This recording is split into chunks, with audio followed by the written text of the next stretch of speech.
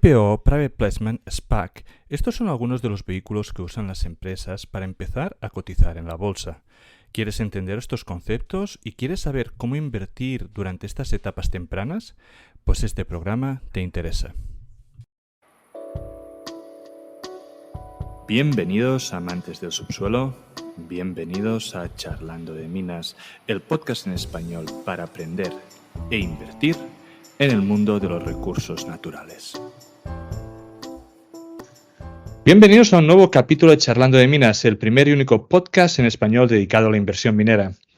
Hoy tenemos el placer de entrevistar a Carlos Espinosa. Carlos Espinosa es un ejecutivo de minería con más de 30 años de experiencia en mercados de capital canadiense, desarrollador de negocios internacionales y de banca comercial. Actualmente se desempeña como presidente y CEO interino y director de Monarca Minerals, una compañía de exploración de oro y plata con proyectos en México. Es director de First Class Metals Canada, una subsidiaria de First Class Metals PLC, una compañía de exploración listada en Londres, con activos de oro y polimetálicos en Ontario. Pero además de eso, Carlos es una persona con mucha experiencia en el sector. Ha sido CEO y director de Raw Gold, una compañía canadiense con activos de oro en Australia, CEO de Monarca Mineral, ex CFO de Fredonia Mining, ex director de Silverex Mining, muy conocida aquí en el programa, y ex asesor de Mineros S.A. En 2008, el señor Espinosa fundó Soft Landing Group México, una empresa de asesoramiento boutique con sede en Toronto, enfocada a ayudar a empresas latinoamericanas a hacer negocio o recaudar capital en Canadá, así como ayudar a empresas canadienses con interés en América Latina.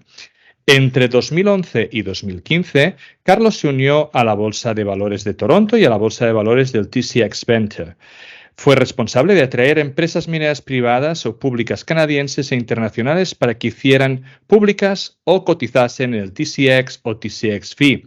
Así que, ¿quién mejor para poder contarnos sobre el proceso de IPO, el proceso de entrada de las bolsas a empresas mineras y de cómo invertir en empresas en etapa temprana, en el momento o justo antes de que entren en bolsa? Bienvenido, Carlos, ¿cómo estás? Muy bien, Amadeo, muchas gracias. Muy contento de estar en tu programa. Perfecto. Como veréis, nuestro invitado ha generado una presentación para acompañar este vídeo, así que si estás mirando este programa en formato podcast, recuerda que puedes acceder al material descargable en nuestra web para poder obtener este material de soporte y así poder seguir mucho mejor las explicaciones que va dando durante el programa. Así que ahora, sin más, Carlos, te dejo hablar a ti y me centro en tomar notas para poder hacerte preguntas luego. Muchísimas gracias, Amadeo, y muchas gracias a tu audiencia por acompañarnos este día. Vamos a platicar un poco sobre lo que es el mercado de capitales en Canadá, cómo se listan las empresas, la importancia que tiene este mercado a nivel mundial para el sector minero y también cómo los inversionistas canadienses y extranjeros pueden participar en este mercado.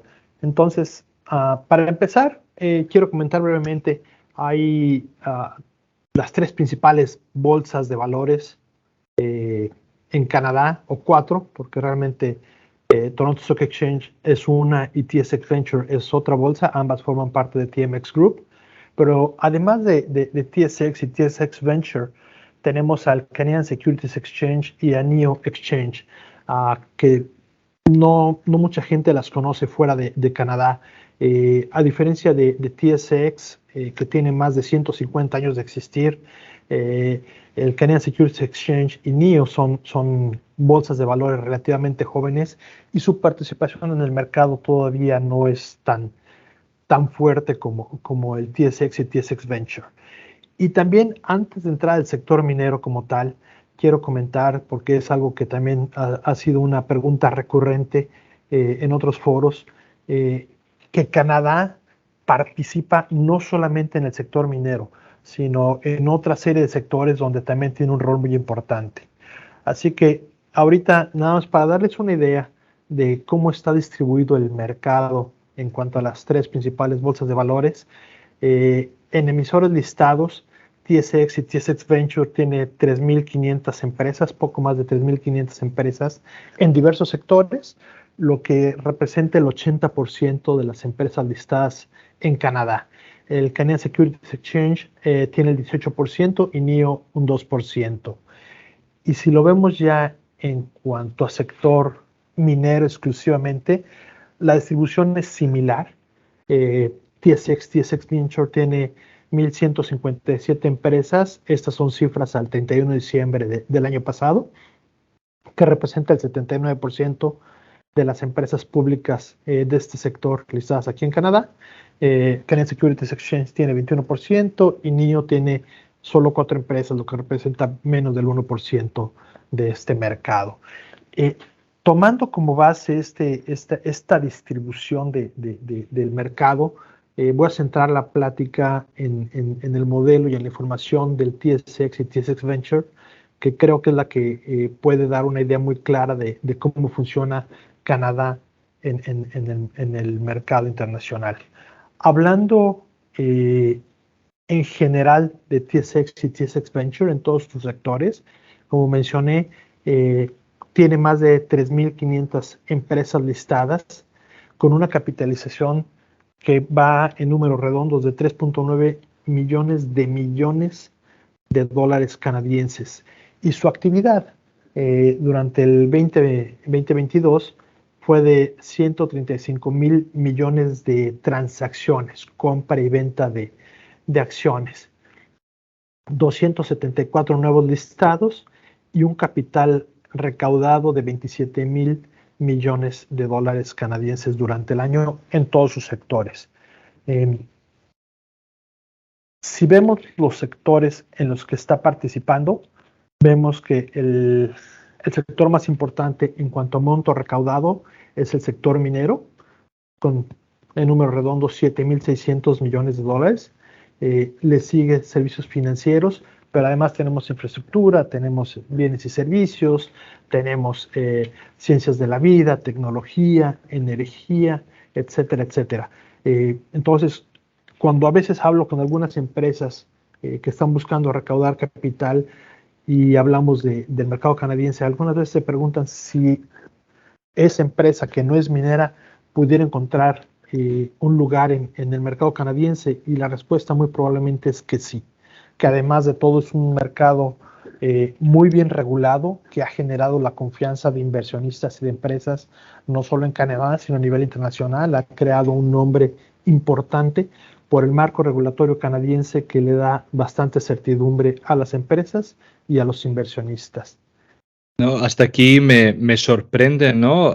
El gráfico de que al final el capital levantado por las empresas mineras puede ser aproximadamente un 30, un 40%, lo que fuera, pero realmente son, antes has puesto, ¿no? Como un 80% de las empresas que había. Entonces, realmente, por mucho de que representen un porcentaje muy, muy elevado, no se están llevando toda la recaudación que podría alguien esperar que no sepa de este mercado en general. Es correcto, y es una observación bastante interesante porque recordemos, y tal vez algunas personas que no están muy familiarizadas con Canadá, el Toronto Stock Exchange o TSX es lo que se le conoce como el main board, donde están listadas las empresas más grandes. En el caso del sector minero, son empresas con proyectos ya en etapa muy avanzada o que ya son productores. Mientras que en el TSX Venture normalmente son empresas de exploración, que es un número importante de empresas los que están listados en el Venture, y levantan montos de capital menores, pero ese acceso a capital en una etapa temprana es lo que permite que las empresas puedan irse desarrollando y creciendo en el tiempo. Es un mercado que en pocos lugares se puede encontrar, que es un gran atractivo, y es un poco de lo que vamos a hablar en la siguiente lámina. Aquí el Toronto Stock Exchange y el TSX Venture son dos niveles, como lo acabo de mencionar, donde normalmente las empresas mineras de exploración o empresas en etapas tempranas de otros sectores, que puede ser de tecnologías de la información, que puede ser de cannabis, que puede ser de servicios financieros, medicina, etcétera, normalmente se listan en TSX Venture, que es una bolsa que tiene algunas bondades el listarse es menos costoso, el mantenerse listado es menos costoso también, la regulación es un poco menos estricta y eso permite que las empresas puedan, en una etapa temprana, como lo mencioné, listarse ahí y recaudar capital. Recordemos que las empresas no solamente recaudan capital cuando se listan, en el tiempo pueden hacer nuevas emisiones de acciones y lo vamos a ver un poco más adelante, las alternativas para levantar capital, pero lo que hacen estas empresas en la etapa temprana en TSX Venture es hacer varias rondas de levantamiento de capital en el tiempo, que puede ser en un mismo año, en varios años, y en la medida que van creciendo y sus necesidades de capital cambian, se pueden graduar, es la expresión que se usa al TSX. En promedio, un levantamiento de capital en el venture, en cualquier sector, el promedio anda por ahí de los 2,5, 3 millones de dólares, mientras que en el TSX el promedio va a estar por ahí de los 75 millones de dólares. Entonces, como menciono, el nivel de capital que vas a recaudar va de acuerdo a las necesidades de la empresa y van a empezar bajito y poco a poco ir creciendo hasta dar ese brinco al TSX. Como se menciona en esta lámina, más de 750 empresas del TSX se han graduado del TSXV para subir al main board, lo que representa pues un gran éxito en este modelo. Ahora, otro tema importante en cuanto al mercado canadiense es, como mencionaba un poco antes, el nivel de confianza que generan los inversionistas por el marco regulatorio que hay en Canadá, y eso se refleja en la inversión que llega desde fuera de Canadá. Más o menos el 40% de las transacciones que se hacen todos los días en TSX y TSX Venture vienen desde fuera de Canadá. Puede ser de Estados Unidos, puede ser de Asia, de Europa, pero lo que es un hecho es que esa confianza que tienen los inversionistas globales en el mercado canadiense es muy importante y juega un rol muy importante para las empresas cuando quieren tener acceso a capital. 25% de las oficinas corporativas de los miembros que participan en las transacciones diarias del TSX y el TSX Venture están fuera de Canadá, y eso es también una forma de resaltar esa credibilidad y esa confianza. Ahora, si hablamos un poquito ya más a detalle de cómo funciona el financiamiento del sector minero en TSX, vemos que el 54% de los mineros de TSX se graduaron de TSX Venture, lo que mencionaba hace un momento, que van creciendo poco a poco hasta graduarse. El año pasado fueron 3 empresas las que se graduaron, pero desde que existen estos dos modelos, más de 300 empresas mineras se han graduado de Venture al Main Board. ¿Eso quiere decir que el otro 46 o viene de otras bolsas o su primera entrada a bolsa es directamente el TCX? Es correcto. Vale. Podemos decir, por ejemplo, empresas como Mineros S.A. de Colombia hizo un Initial Public Offering directo en el TSX. Entonces, ellos no se graduaron. En algunos otros casos, pudo haber sido una empresa que ya estaba listada en otra bolsa y también esta graduación, digamos, es sugerida por la misma bolsa. ¿Es la empresa quien aplica? Es buena pregunta. El TSX tiene algunos parámetros que la empresa debe cumplir para poder formar parte del main board.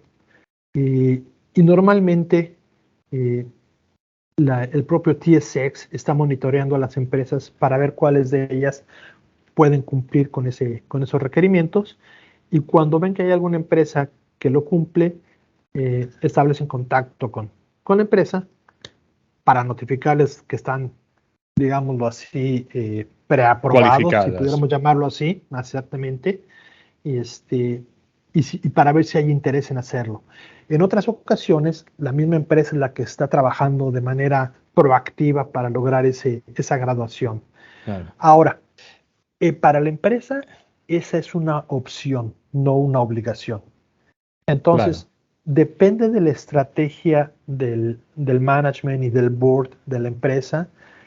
Algunas, como te decía, de manera proactiva están buscando entrar al TSX y otras, de manera también por iniciativa propia, deciden permanecer en el venture, porque Y, así lo han decidido.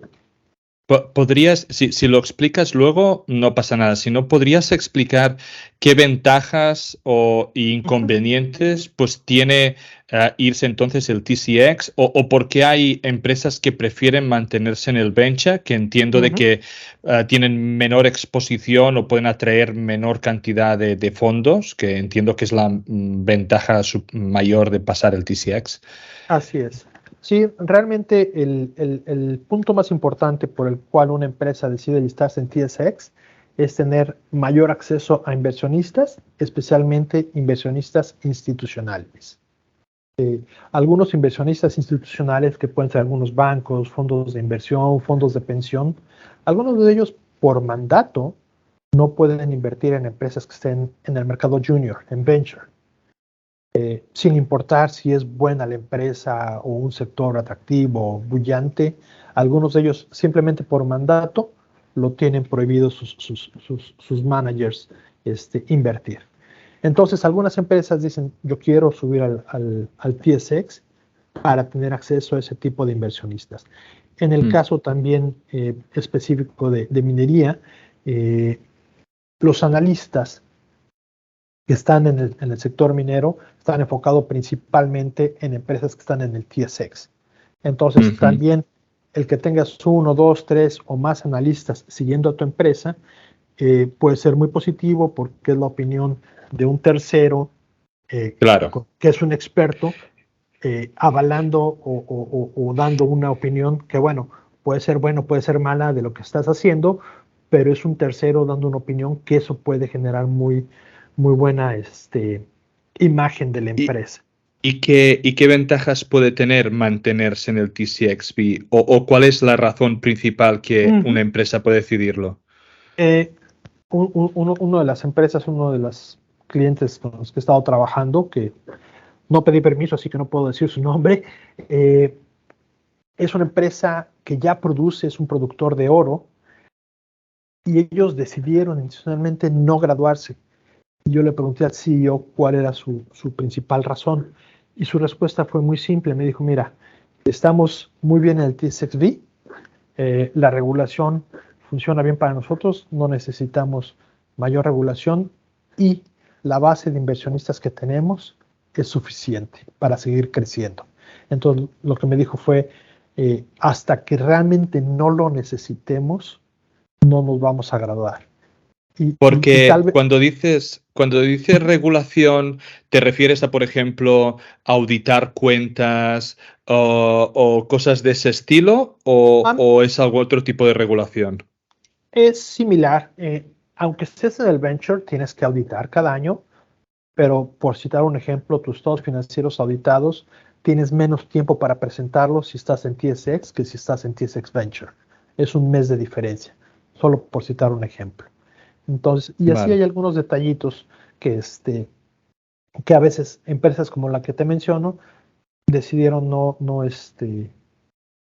que no valía la pena hasta este momento, ¿no? Obviamente las condiciones pueden cambiar y Mm. puede ser que en un momento dado, por la razón que se te ocurra, un crecimiento importante que requiera una inyección de capital mucho más fuerte, que tal vez su base de inversionistas actual no lo pueda soportar, tal vez decidan graduarse y avanzar. También hay ejemplos, y aunque esto se sale un poco de tu charla o del scope de la charla, pero que también vemos de que empresas del TCX se gradúan al New York Exchange. Entonces también Así entiendo que es. es un poco lo mismo, buscar Ujú. atraer más fondos, tener más atención de analistas, mirar de atraer más capital, y es un poco, entiendo lo mismo, con una regulación puede que es superior al estar en Estados Unidos, no lo sé, pero entiendo que es algo parecido, ¿no?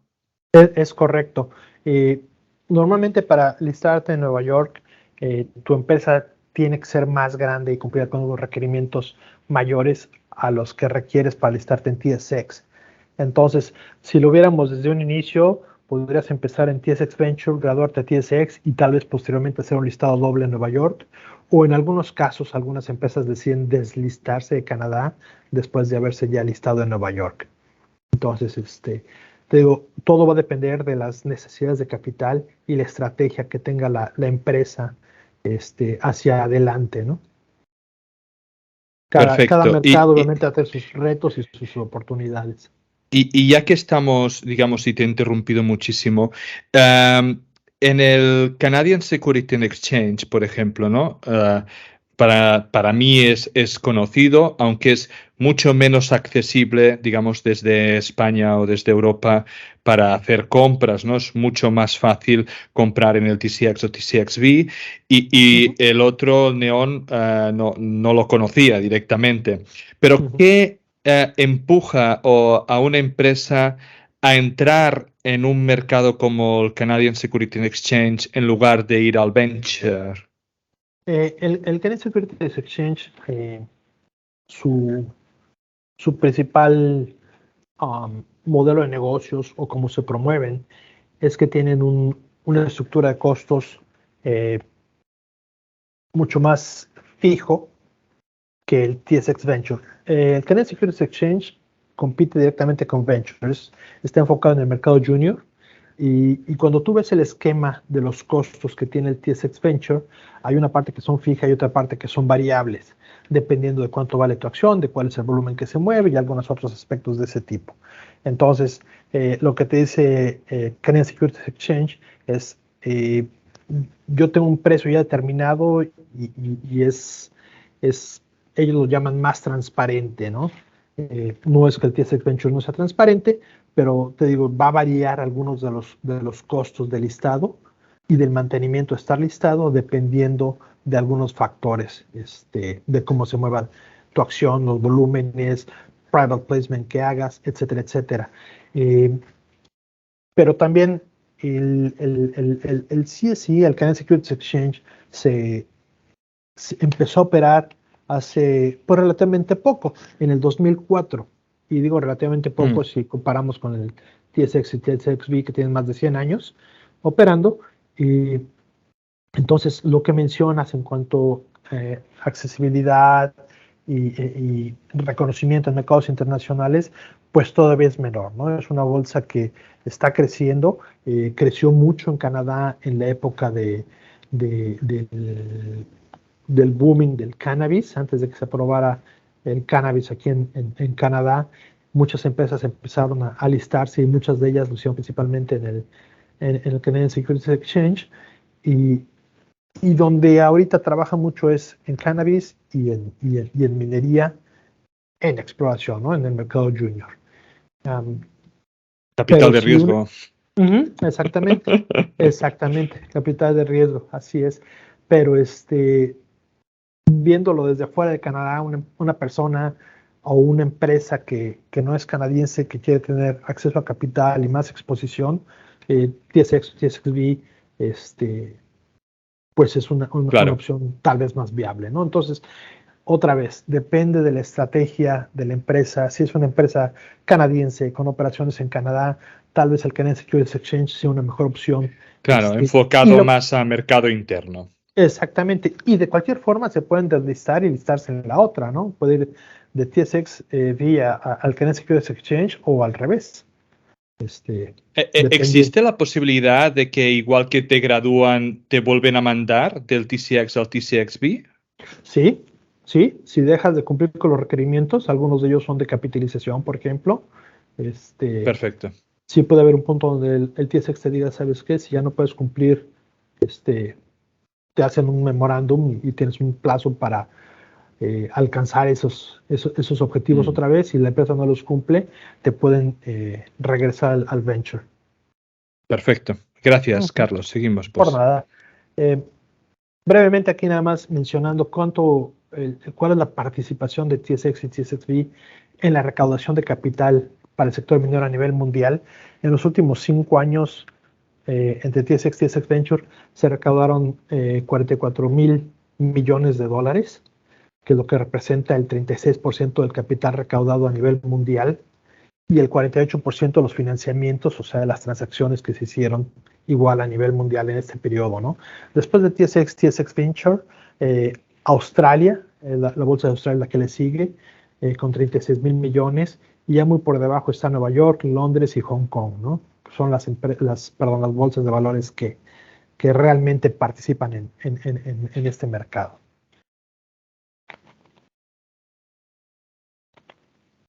Y ya nada más para darle un panorama a la audiencia, aquí tenemos un mapa donde muestra que el 48% de los proyectos mineros, que son más de 5,300, de las empresas que están listadas en Canadá, sus proyectos están fuera de Canadá, ¿no? Prácticamente la mitad de los proyectos son fuera de Canadá y están distribuidos, como puedes ver en este mapa, alrededor del mundo.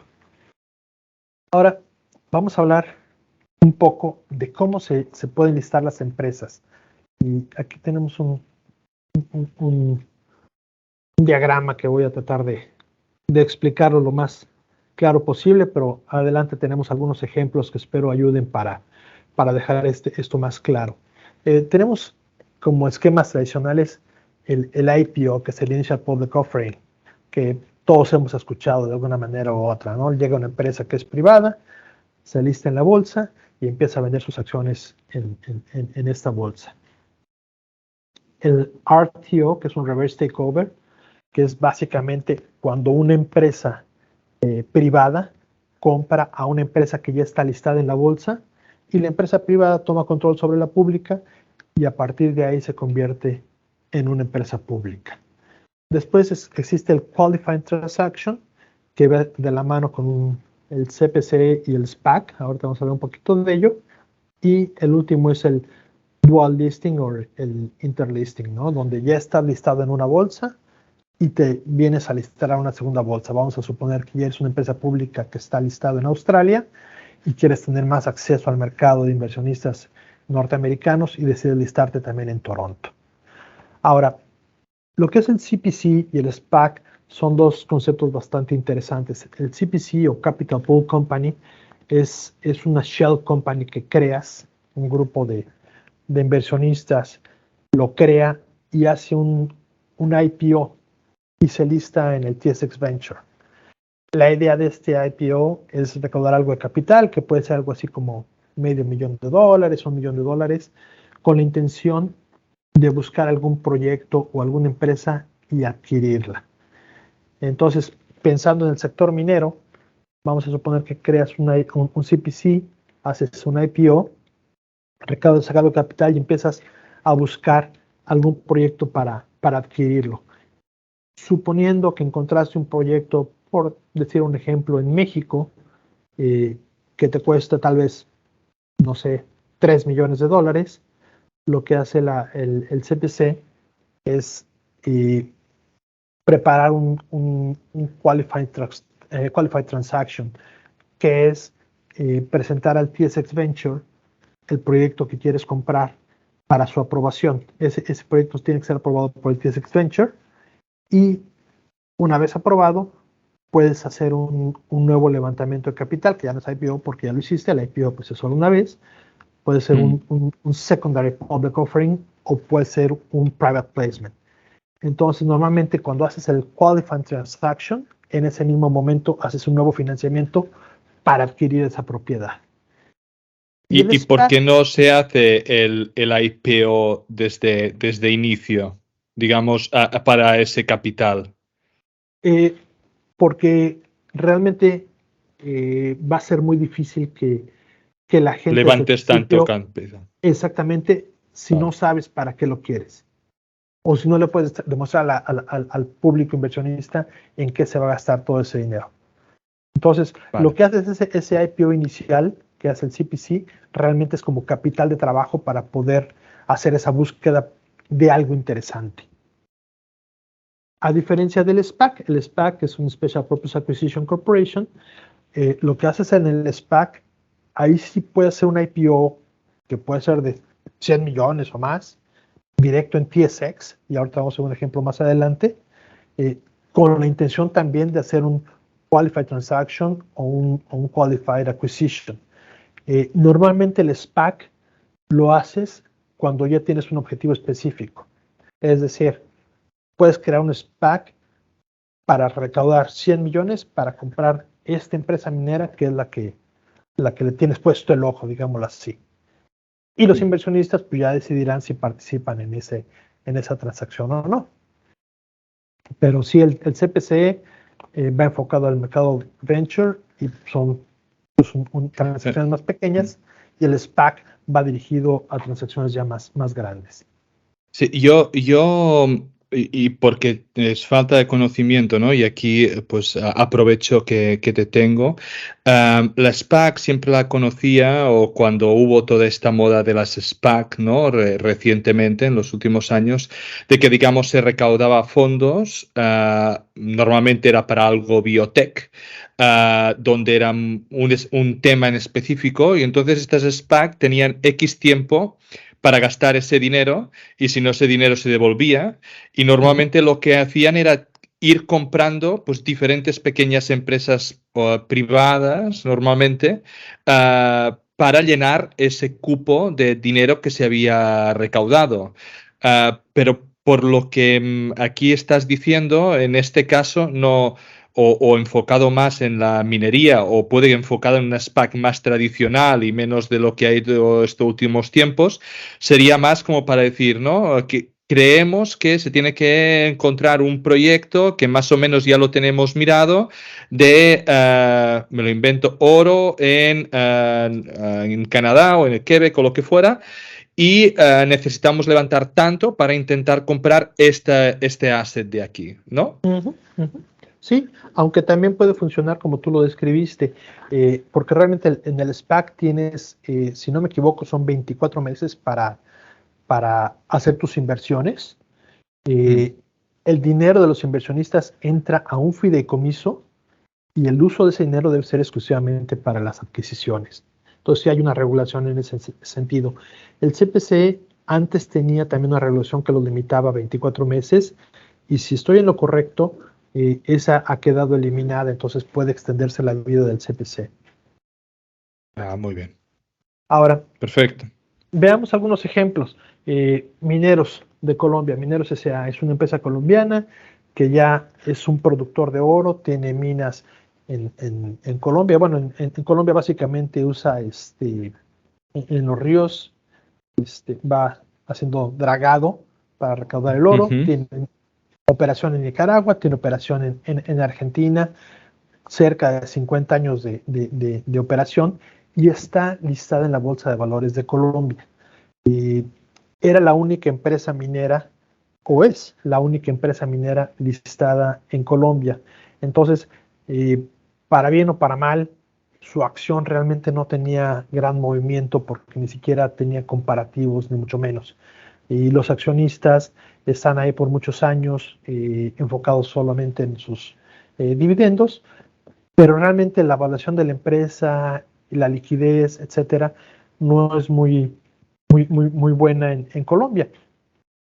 Así que la empresa decidió hacer un listado doble aquí en el TSX para tener acceso a este mercado, para poder ser comparada con empresas similares, y para buscar ser revaluada de acuerdo a las valuaciones que estaban recibiendo empresas de tamaño similar aquí en Canadá.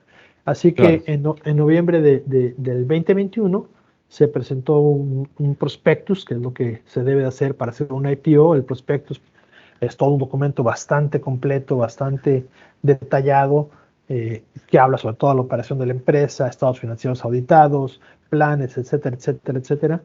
Y con este prospectus, eventualmente el TSX lo aprobó para ser listada en el TSX, y de manera simultánea se hizo un IPO donde se recaudaron $20 millones en Canadá y otros 11 millones y medio en Colombia. Mineros es la primera empresa de América Latina que ya era pública en América Latina y después se listó en Canadá. Normalmente vemos situaciones inversas, donde una empresa que ya está listada en Canadá tal vez hace un listado doble en Perú, en Chile o en México, ¿no? Que son los 3 mercados donde hay un poco de actividad de listado doble. No son muchas las empresas en América Latina listadas, pero son esos mercados, ¿no? Pero Mineros fue la primera que fue al revés, primero pública en América Latina y después pública en Canadá. No, es curioso porque sí que vemos muchas empresas listadas doble, Australia-Londres, Australia-Canadá o Ujú. Canadá-Estados Unidos, ¿no? Es muy común, pero sí que este ejemplo en una bolsa pequeña como la de Colombia y que luego se vaya el TCX. Y para mí la pregunta aquí, y no sé si ellos te comentaron o si la seguiste, como también fuiste director, um, ¿había mucha diferencia de valoración entre la acción en Colombia y en Canadá? Porque muchas veces se producen gaps, ¿no? Entre Ujú, ujú. diferentes exchanges y en un exchange tan pequeño como en Colombia, en comparación con el TCX, ¿se vio o siempre cotiza con descuento en Colombia, por ejemplo? O no sé, ¿habéis visto algo así o no? No, se mantuvo Se más o mantuvo. menos constante en los dos mercados. Lo que sí era muy evidente era que empresas de tamaño similar a Mineros, cuando Mineros se listó, producían más o menos unas 250,000 onzas de oro al año entre todas sus Mm. operaciones. Y la valoración que tenía en ese momento, si no me equivoco, era alrededor de 300 millones de dólares. Y otras empresas listadas en Canadá con una producción similar, igual operando en América Latina, estaban valuadas alrededor de 1,000 millones de dólares, o sea, casi 3 veces más o a veces 3 veces Wow. más de lo que estaba valuado Mineros en ese momento, ¿no? Entonces, sí era una gran diferencia, pero también si tú veías la liquidez, por ejemplo, entre una y otra era abismal, porque pues en Colombia no son muchos los inversionistas que están invirtiendo en mineros, son inversionistas muy grandes, pero no son muchos, y no hay mucha compra-venta, ni no pasa nada, ¿no? Casi parece una empresa privada, ¿no? No hay tanto acceso a ese tipo de acciones en Colombia como aquí, ¿no? La cultura, que eso es otro punto importante, la cultura de inversión en el mercado de capitales en Canadá comparado con América Latina son dos mundos totalmente diferentes, ¿no? En Canadá, cualquier persona tiene entre sus ahorros, entre su portafolio, desde una persona con un ingreso modesto, tiene algunas cuantas acciones aquí, unas cuantas acciones allá, hasta inversionistas sofisticados. Claro, En América Latina vemos que normalmente los inversionistas son institucionales o individuos, pero sofisticados. No es tan accesible al público en general, ¿no? Que yo creo, y siempre lo he comentado en otros foros, creo que es un error de los países latinoamericanos no poner una estructura y promover el acceso a este tipo de instrumentos al público en general, ¿no? Siempre como que es algo más elitista, sí, y yo creo que es un grave error.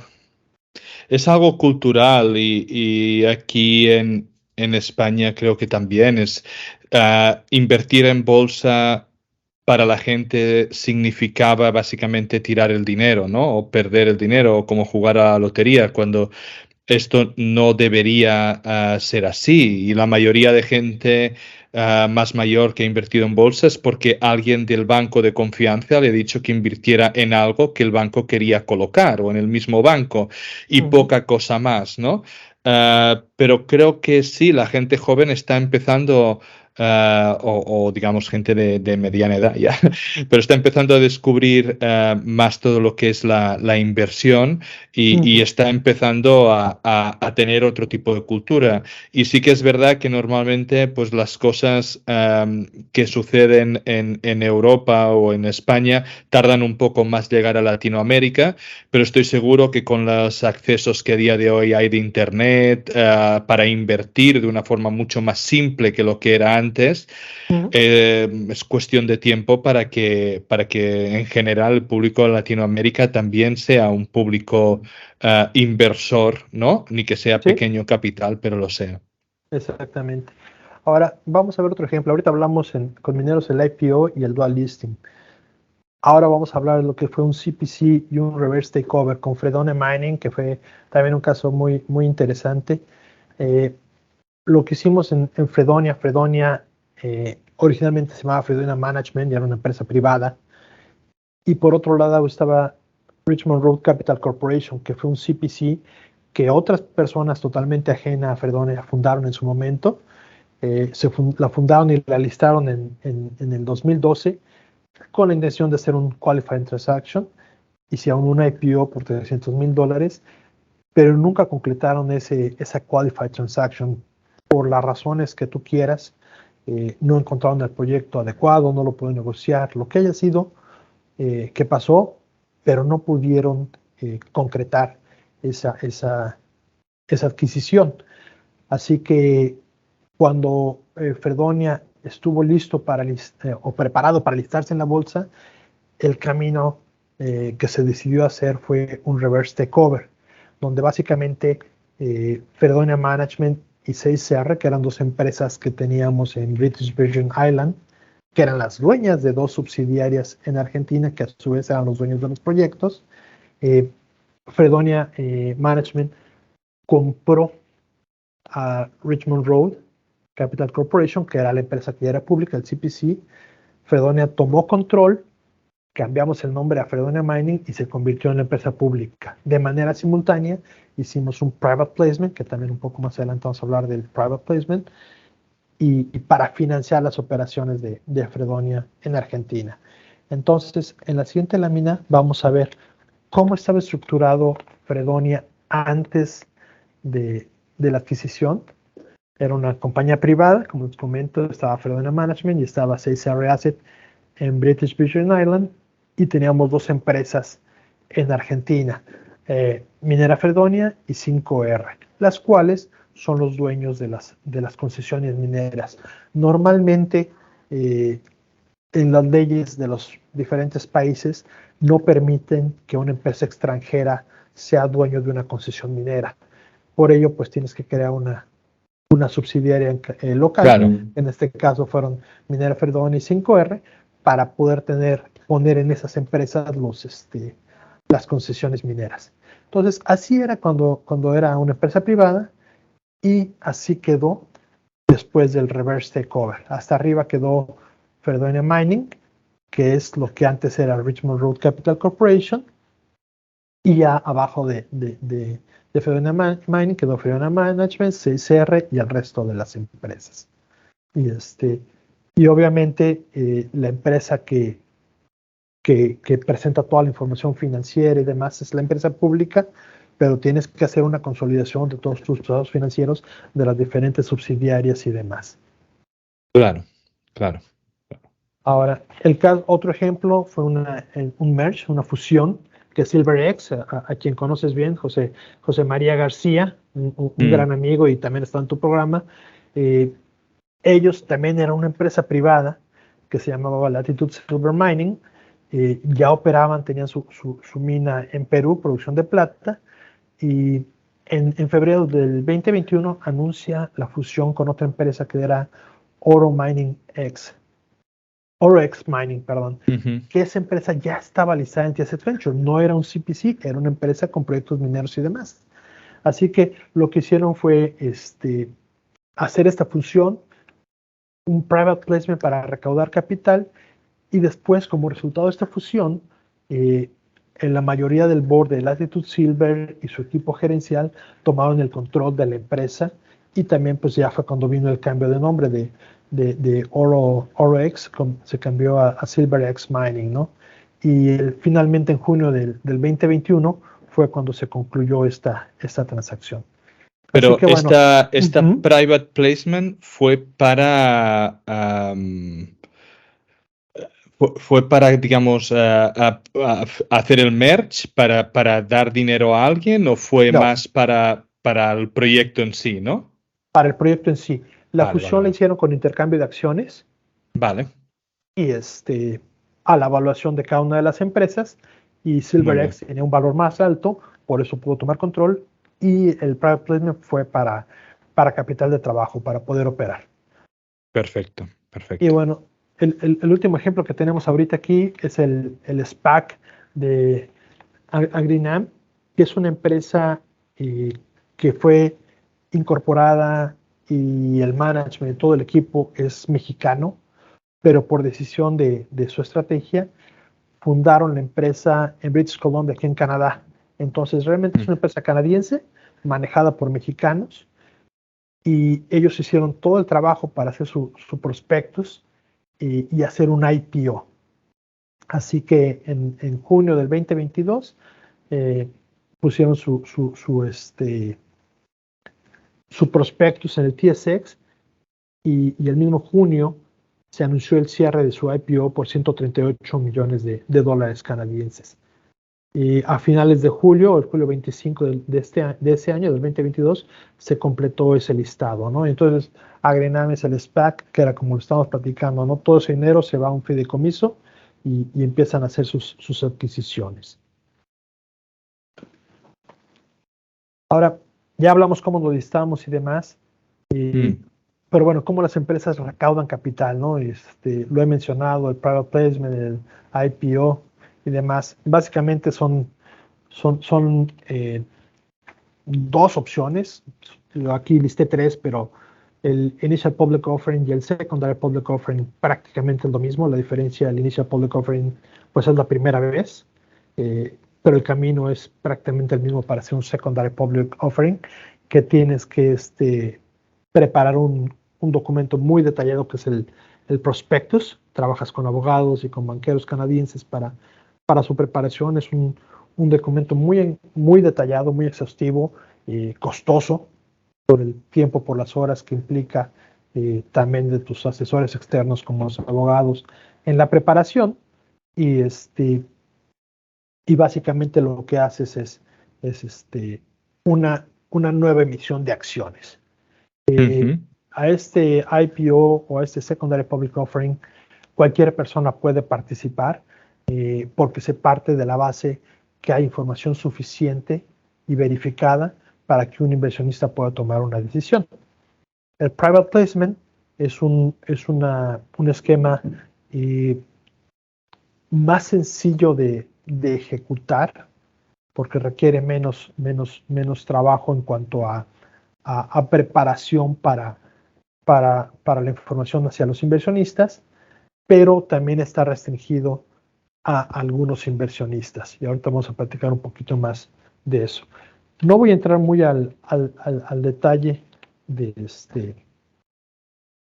IPO y del Secondary Public Offering, pero un poquito más adelante vamos a hablar del Private Placement, porque es algo que es muy común en Canadá, que en diversas ocasiones me han preguntado quién puede participar, cómo se hacen y demás. Entonces un poquito más adelante vamos a hablar de esto.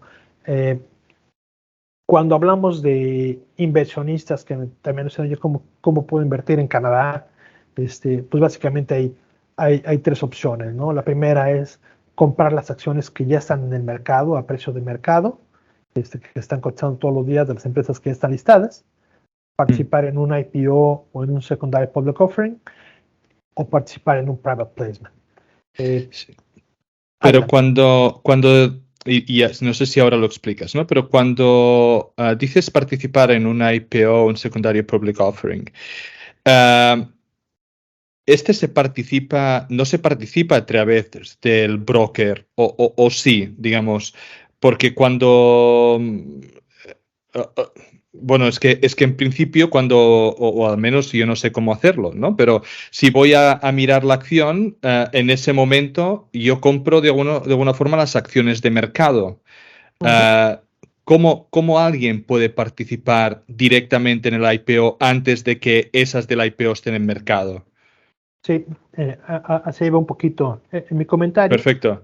Que es para el IPO, el Secondary Public Offering, tienes acceso a través de los brokers. O sea, Vale. el broker es el que te dice, viene y tú decides si quieres participar o no. Ahora, hay ciertas limitantes y esas limitantes no tienen que ver con el inversionista, sino con el propio broker. Por decir un ejemplo, una vez yo quería participar en un secondary offering de una empresa que yo conozco a gente del management, y le dije a mi broker que quería participar. Y me dice, nosotros no vamos a no formamos parte de ese secondary public offering, entonces no lo podemos promover. Y se me hizo medio absurda la respuesta, pero no pude entrar a través de este broker. Afortunadamente tenía otro broker con el que sí lo pude hacer. Entonces, bueno, tal vez aquí, entre paréntesis, una sugerencia para los inversionistas es trabajar con más de un broker. Tal vez puede ser útil para tener mayor acceso a diferentes opciones. Yo tengo un par de brokers en lo personal y tengo una cuenta en línea con un banco canadiense donde ahí puedo yo comprar y vender acciones en el mercado, pero cuando es un private placement o un IPO, tiene que ser a través de alguno de los brokers. ¿Okay?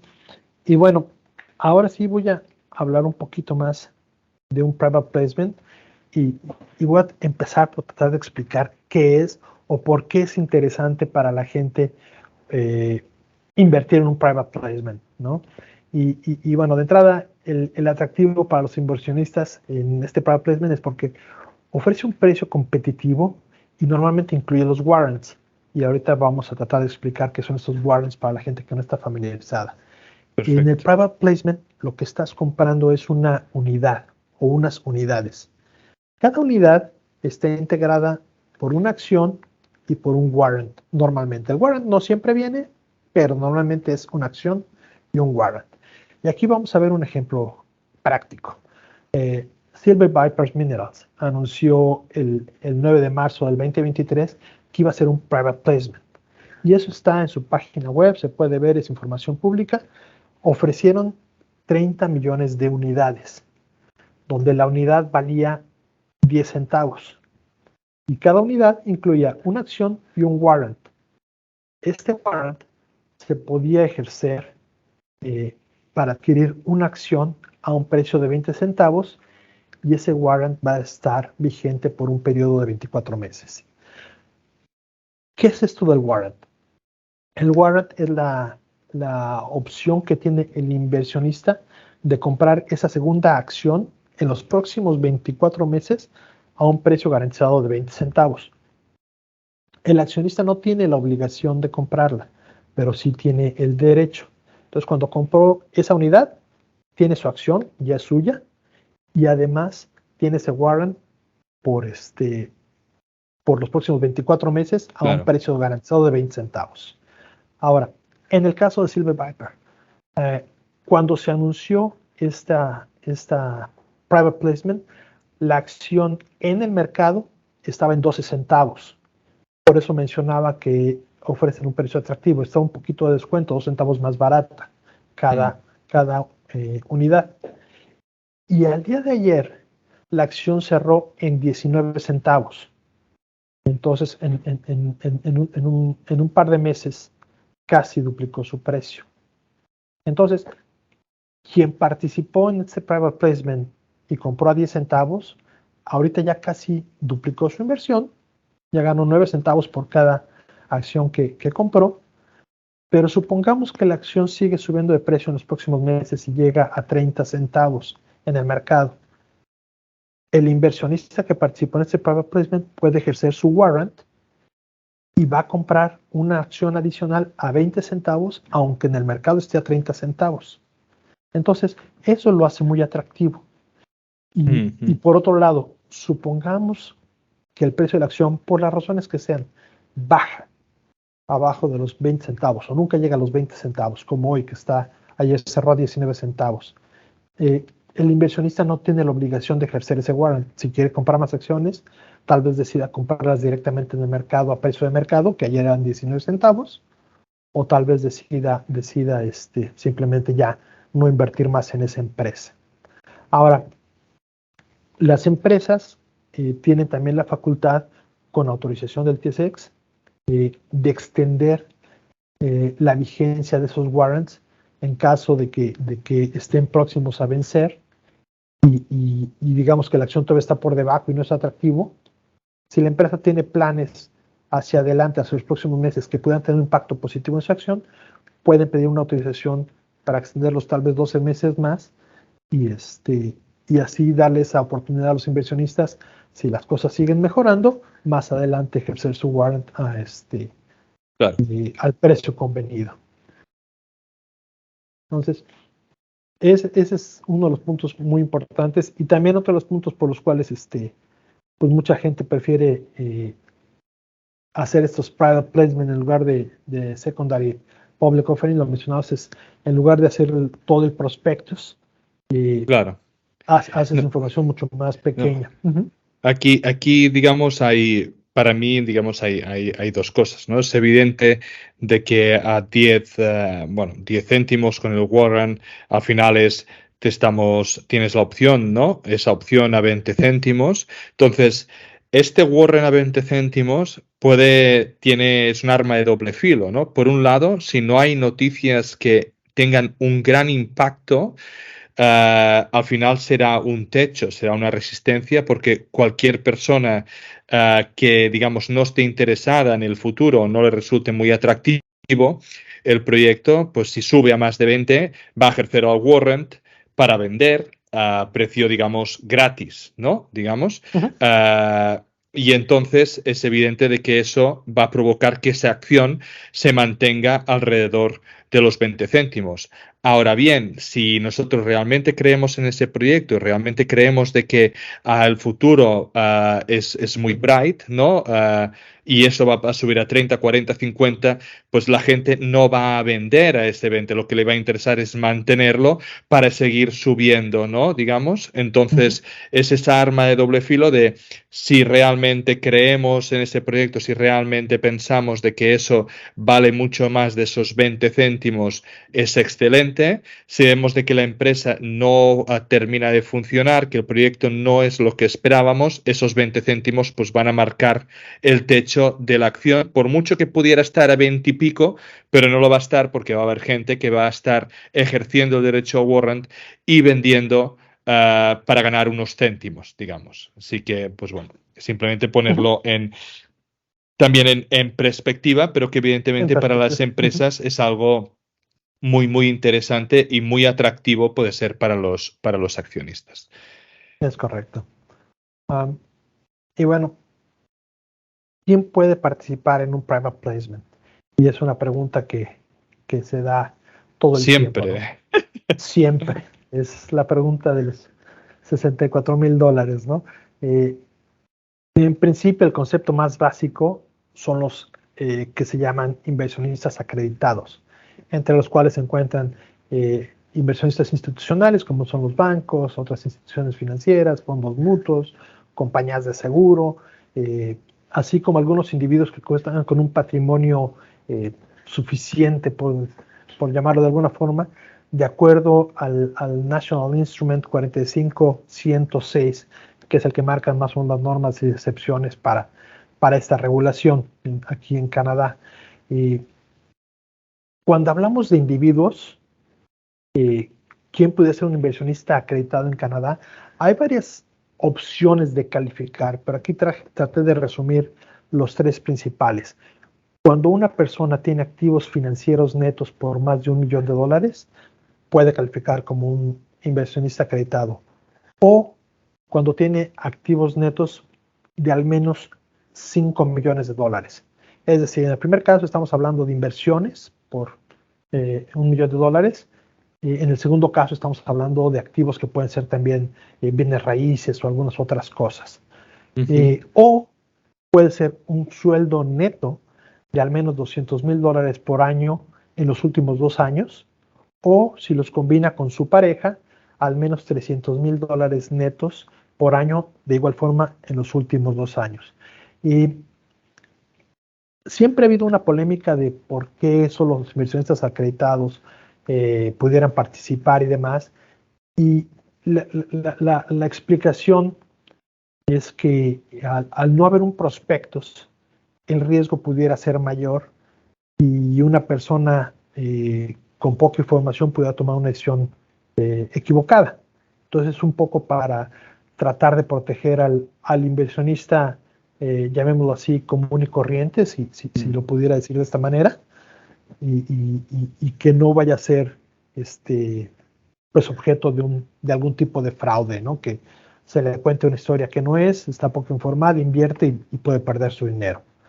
¿Quién más puede participar? Hay algunas excepciones. Familias, amigos y asociados de negocios. Si yo soy el CEO de una empresa, puedo invitar a algunos amigos míos a que participen sin que ellos tengan que cumplir con los puntos, ninguno de los puntos arriba mencionados.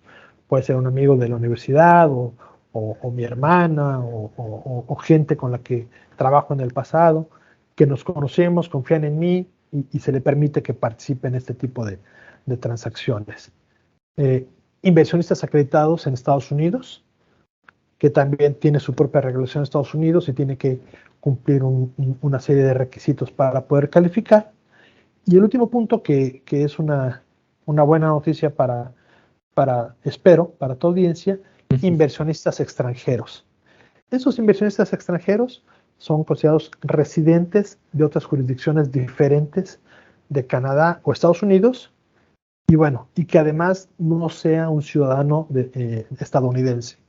Es decir, un ciudadano estadounidense que está viviendo en Panamá, claro, digámoslo así, no es considerado un inversionista extranjero, sigue estando al amparo de la ley norteamericana.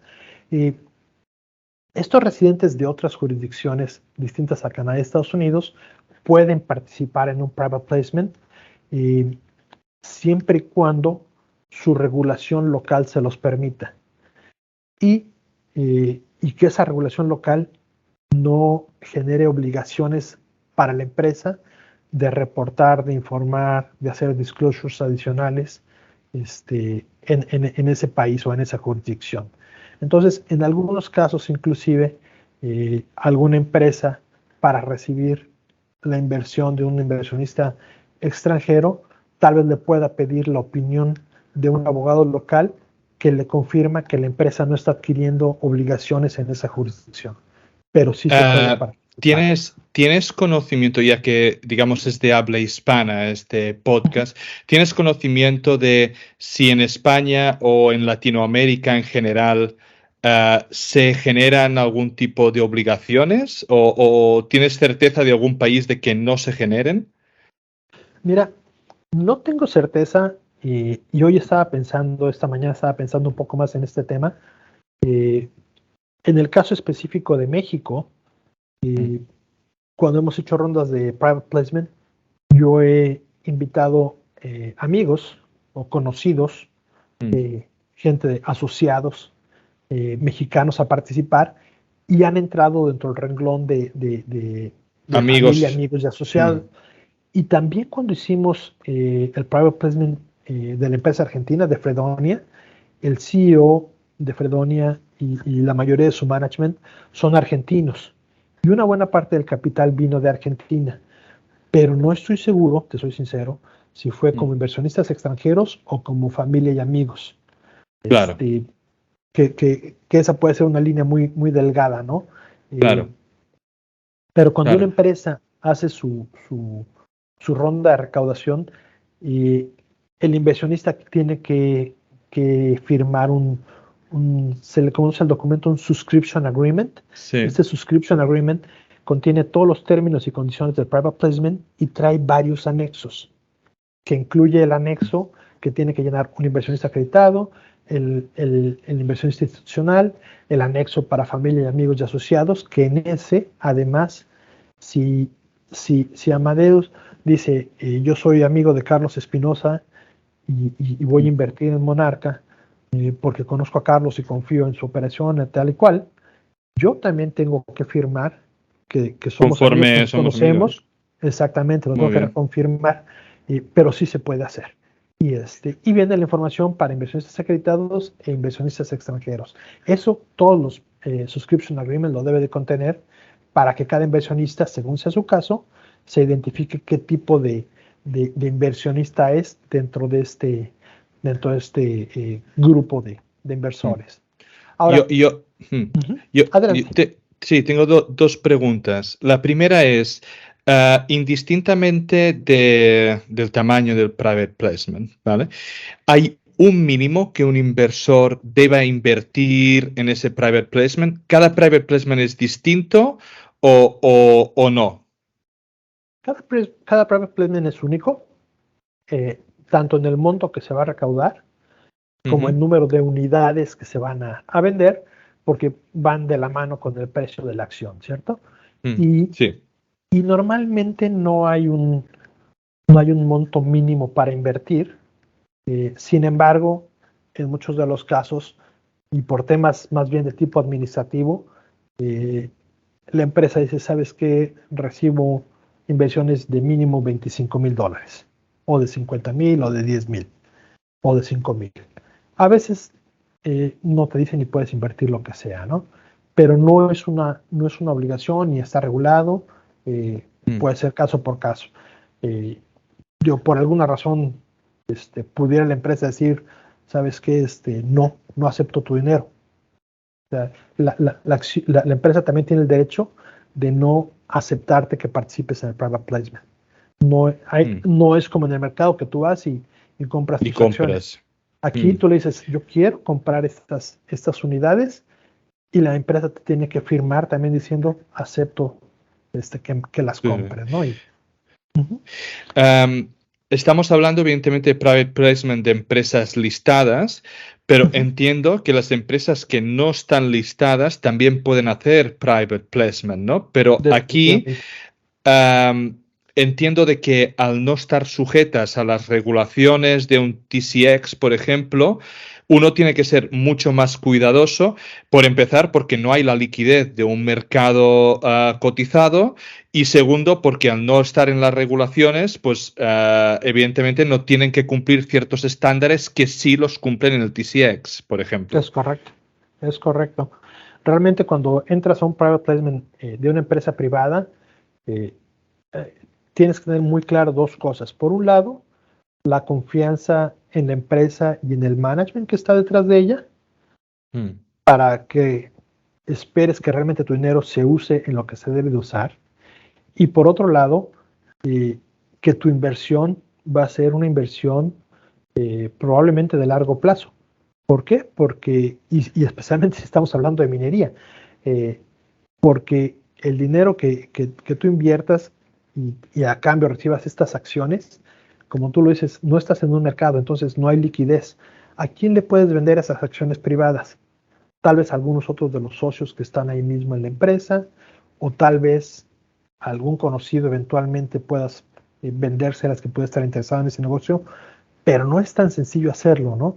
Entonces, normalmente la gente que entra a un private placement privado en el sector minero, primero conoce bien a la empresa y tal vez al proyecto y tiene confianza en ello. Y segundo, tiene esa visión de que en el mediano plazo muy probablemente esta empresa o se va a vender y ahí es donde va a recuperar su inversión, o se va a listar en la bolsa y ahí tal vez quiera vender sus acciones, ¿no? Pero es un tema más de mediano a largo plazo, es una inversión de más mediano a largo plazo que una inversión que haces en un private placement de una empresa pública. Ahora, perfecto.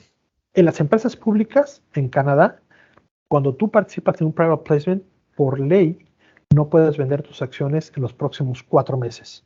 Eso es también importante saberlo, porque la gente debe estar consciente que aunque estás en un mercado donde hay mucha liquidez, por ley tú no puedes vender esas acciones hasta que pasaron 4 meses y un día. ¿Y las ejercidas por el warrant, sí o no? No. No, tampoco. Vale. Hasta que estás, hasta que ha pasado este periodo. Y otro punto que quería mencionar era, se me fue ahorita también con la parte de los 4 meses, es no, tal vez era nada más eso, que tiene que quedar en holding. Y el último punto que sí quería mencionar también, cuando una persona quiere invertir, y bueno, también nada más aquí antes de hacer este último comentario, quiero recordar a tu audiencia que no soy asesor financiero, entonces no puedo yo recomendar comprar o vender, pero lo que le sugiero a veces cuando algún amigo me pregunta que si invertir, que si no invertir en la bolsa, lo que les he dicho es En primero, es que no inviertas dinero que no es tuyo, no pidas prestado para comprar acciones, porque es riesgo alto, especialmente estamos hablando de minería, es una industria de alto riesgo. Y cuando participas, de hecho, en un private placement, hay un documento donde firmas que dice con letras grandes que estás consciente de que puedes perder todo tu Perder capital. todo tu dinero, es verdad. Así es. Entonces, debes de gastar, no de gastar, de invertir un dinero que estás consciente que lo podrías perder. Ese es un punto que debes de tener en mente cuando inviertes en acciones. Otro punto es que no es recomendable invertir un dinero que vas a requerir en un corto plazo. Porque tal vez Son ni siquiera vas a hacer. recomendaciones excelentes y que siempre hacemos y que están puestas en el, Sí, disclaimer del final del vídeo, pero es algo que todo el mundo que esté invirtiendo, indistintamente si es en minería, indistintamente si es una biotech, indistintamente de lo que ponga. así es. Bueno, se ha visto hace pocos días, ¿no? Con First Republic, un banco de los importantes regionales de Estados Sí, Unidos, la acción pasó a valer cero. Y no solo eso, sino que JP Morgan lo ha comprado, pero lo ha sí, comprado directo al regulador, con lo que los inversionistas realmente no es que le compren un banco que está quebrado y entonces pues recuperen parte del dinero, lo que fuera, no, es que ha valido cero, ha quebrado completamente y por lo tanto no hay inversión 100% segura, y si alguien te dice que algo es 100% seguro es que te está mintiendo, nada es más. correcto. Es cierto, es cierto. Y bueno, con eso estoy terminando y quiero pues agradecerte la invitación por estar hoy aquí, agradecerle a tu audiencia y obviamente si hay algunas preguntas adicionales, aquí estoy disponible a tratar de responderlas.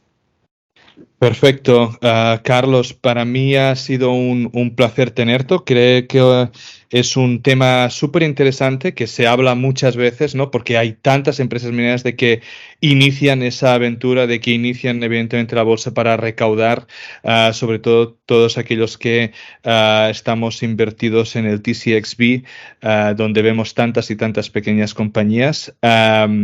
Y que algunas las vemos florecer y que otras ya vemos de que eso no va a ningún sitio.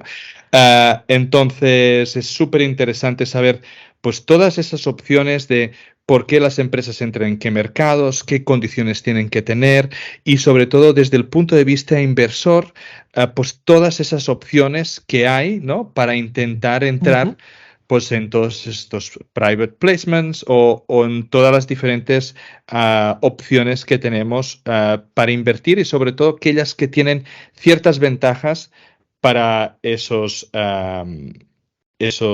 inversores, ¿no? Que puedan tener opciones, ¿no? de conseguirlas. Simplemente agradecerte muchísimo tu tiempo y al haber preparado la presentación, y seguimos en contacto porque además estás en el board de muchas empresas y por lo tanto algunas de ellas tendrán que venir al programa. Perfecto. Muchas gracias por la invitación, te mando un abrazo y estamos en contacto. Descargo de responsabilidad. Cualquier contenido que aparece en Charlando de Minas no es una recomendación de inversión. Amadeu Bonet y cualquier invitado no son asesores de inversión. Nosotros podemos tener algún interés en las compañías mencionadas en esta publicación. Asume que podemos tener sesgos y que no somos imparciales. Este podcast no deja de ser un relato personal de mi camino para aprender en el mundo de la inversión de las materias primas. En este podcast vamos a intentar sacar contenido educativo, entrevistas con empresas y tesis de inversión para que juntos podamos aprender de este fascinante mundo del subsuelo. Si crees que el contenido vale la pena, por favor dale me gusta, suscríbete al canal y compártelo. Soy Amadeu Bonet, bienvenido a Charlando de Minas.